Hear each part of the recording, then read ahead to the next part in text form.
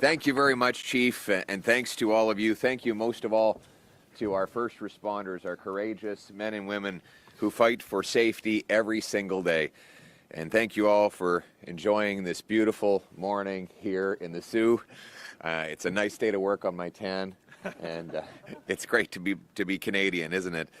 It's great to be also with the next Member of Parliament for the Soo, a 30-year-long police officer serving this community as the chief, widely respected as someone who stood behind the men and women in uniform and always stood on the side of law-abiding Canadians. This election is a choice. After a lost Liberal decade of rising costs and crime and a falling economy under America's thumb, we cannot afford a fourth Liberal term. We need to put Canada first for a change with a new Conservative government that will axe taxes, build homes, unleash our resources, and strengthen our economy so that we can stand up to the Americans from a position of strength. We need a change. A lost Liberal decade of soft-on-crime, hug-a-thug policies has made life more dangerous. That's one reason why we can't risk a fourth Liberal term. We need a change to lock up the worst offenders, treat addiction, and bring home safety to our communities. Once safe streets have become scenes of chaos and disorder for too many Canadians, the threat of crime is now an everyday fact of life. It wasn't like this before. Canadians used to walk their streets in safety and tranquility. In small Northern Ontario towns, many did not even bother to lock their doors because it was so safe. But starting 10 years ago, the Liberal government began adopting catch-and-release policies, like C5 that allows repeat offenders to do their sentences in their living rooms under house arrest, or C75, which says that the judge must release an accused at the earliest opportunity and under the least onerous conditions, even if that offender has 75 or 100 prior convictions. The result? The Liberal violent crime wave has made many communities unrecognizable. Violent crime is up 50%. Gun crime has soared 116%. Gang homicides are up 78%. And extortion is up 46%. Auto theft is up an eye-watering 357%. This is not happening only in our big cities, but in smaller cities like the Soo. Calls to police are up 7.8% since 2020, and residents have woken up to stories about multiple shootings in a single weekend. Or news of that police had raided an apartment, finding guns, fentanyl, and other drugs. In that case, one of the men who was involved was out on early release. It's an all too familiar story. In Saskatchewan in 2022, Miles Sanderson and his brother went on a killing spree. They killed 11 people and injured 17. Think of that for a moment. 2 men killed or injured 28 human beings. Now, that is bad enough, but what's worse is that it was absolutely preventable. Sanderson was out on statutory release. That is to say, he was released because the law required he be released after 59 prior convictions. 59. This is insane. Last year, investigators in Peel Region made 18 arrests in connection with a string of home invasions, armed robberies, carjackings, with over $1.2 million worth of stolen vehicles recovered. Of the 18, half of the offenders were out on bail. Across Canada in 2022, 256 people were charged with homicide while they were out on release, either on bail or parole. In Vancouver, police had to arrest the same 40 offenders 6,000 times. That means that each offender was arrested on average once every 2 days all year long. And those are just the crimes for which they got caught. Can you imagine being arrested 150 times in a year? You must be doing crime all day, every day, for that to be the case.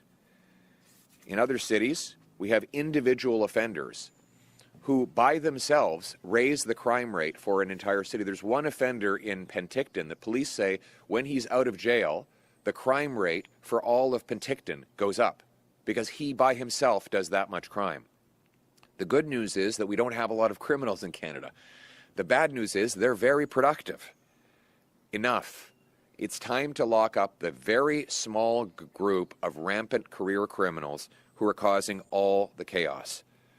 We cannot go on with another 4 years of Liberal catch and release. We need a change to bring safety back to our streets.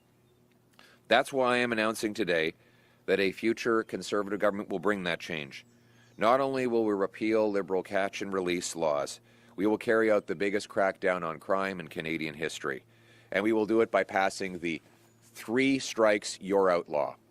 3 strikes, you're out means that anyone convicted of 3 serious offenses will be ineligible thereafter for bail, probation, parole, or house arrest.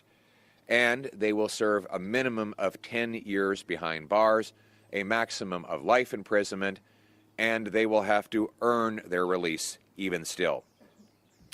We will designate such offenders as dangerous offenders, meaning they cannot be released until they have proven that they are no longer a danger to society.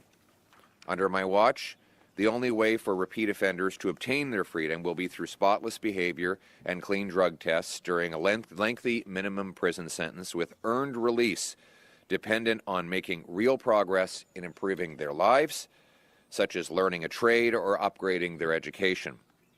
They will also have to take drug tests to prove that they are clean. Drug catch and release Liberal policies have destroyed our once safe towns and cities. Electing them to a 4th term in power will only make the violence worse. Only Conservatives will bring change and take violent repeat offenders off our streets so that our people can once again be safe. We know that a 4th Liberal term under Mark Carney will be no different than the previous 3 under Trudeau. We know that he has the same Liberal ministers, Liberal MPs, Liberal strategists, and Liberal promises that got us into this mess, and he will not get us out. For example, the Liberal Justice Minister, who brought in many of these policies, David Lametti, immediately became Mark Carney's top advisor. And his hand-picked candidate in Victoria, Mr. Carney's hand-picked candidate in Victoria, wants to defund and disarm the police. Think about that for a second. Defund and disarm the police. Who's going to protect us? These are the radical Liberal agendas that are getting worse, not better, under Mr. Carney. Only a new Conservative government will give repeat violent criminals jail, not bail, and keep the worst offenders off our streets behind bars. Only a new Conservative government will stop the crime for a change. In addition to 3 strikes and you're out, we will bring life sentences for human traffickers, for gun smugglers, and for mass fentanyl producers. We will bring in tougher sentences for domestic abusers. And we will shut down the drug dens, defund the opioids, lock up the major traffickers of those opioids, and provide 50,000 treatment spaces to save the lives of loved ones who have become addicted. And only a new Conservative government will put Canada first for a change. The people who work hard, pay their taxes, and play by the rules. We'll cut income taxes by 15% for the average worker and senior so that hard work pays off. We'll take the sales tax off new homes and incentivize municipalities to speed up permits, free up land, and allow more home building so people can actually afford a place to live after the decade of Liberal housing crises. We'll take capital gains tax off anyone who reinvests their proceeds here in Canada to build our economy. We'll repeal the Liberal no new development laws to unleash the strength of our economy and stand up to the Americans from a position of might. Unlocking our resources and getting them to the world will allow us to go around the Americans and bring home powerful paychecks, including for the tradespeople, of whom we are going to train 350,000 more. The choice in the election is after a lost Liberal decade of rising costs and crime and a falling economy under America's thumb. Can we afford a fourth Liberal term? Or is it time for a change with a new Conservative government that will axe taxes, build homes, lock up criminals, unleash our resources, and stand strong against the Americans under our proud flag? And we're going to bring back Canada's promise in a country where hard work gets you a great life, in a beautiful house, on a safe street, under a proud flag. And just before I wrap up, let me just say it is Vimy Day.